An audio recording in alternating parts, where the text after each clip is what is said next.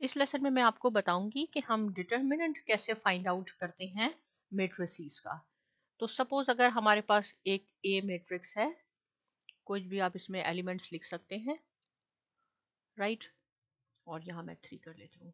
अगर मैं कहूँ कि इसका डिटर्मिनेंट निकालें, देखें ये सिंबल जो है ये मैट्रिसेस को रिप्रेजेंट करता है, और आपने बिल्कुल स्ट्रेट लाइन लिखनी है, ये डिटर्मिनेंट को रिप्रेजेंट करता है। इसका अगर हमने डिटर्मिनेंट निकालना है तो आप लिख सकते हैं डिटर्मिनेंट ऑफ ए, जो भी लेटर यूज होगा मैट्रिक्स के लिए वही आपने यूज करना है, is equal to determinant of A. आप ऐसे भी कर सकते हैं इसको, ये जो हमारा मैट्रिक्स था इसको आपने स्ट्रेट लाइन में कन्वर्ट कर दिया। ये मैट्रिक्स का डिटर्मिनेंट का सिंबल हो गया। और डिटर्मिनेंट मालूम करने के लिए आपने इनको मल्टीप्लाई करना है, क्रॉस मल्टीप्लाई। फर्स्ट पहले आपने इस डायगोनल को मल्टीप्लाई करना है, 4 3 टाइम्स 12, राइट। नेगेटिव, बीच में नेगेटिव का साइन आएगा, और फिर आपने इसको मल्टीप्लाई करना है 7 6 टाइम्स 42। तो सब्ट्रैक्ट कर लें, कितना आ जाएगा, -30। Determinant of A is equal to आपके पास -30 आ गया। देखिए जब हम डिटर्मिनेंट निकालते हैं और उसकी कोई वैल्यू आ जाए, या पॉजिटिव में आ जाए या नेगेटिव में आ जाए, तो हम उसको कहते हैं नॉन सिंगुलर।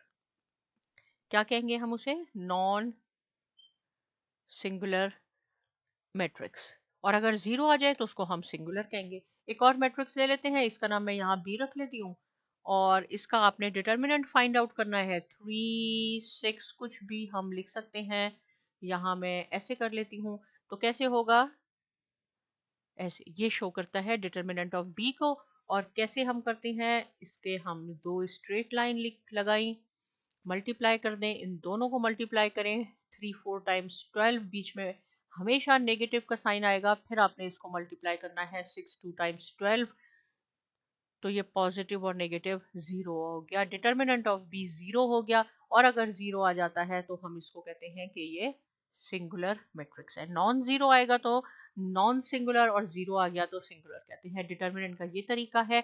इससे रिलेटेड कोई क्वेश्चन है तो आप जरूर मुझसे पूछ सकते हैं, और बहुत शुक्रिया।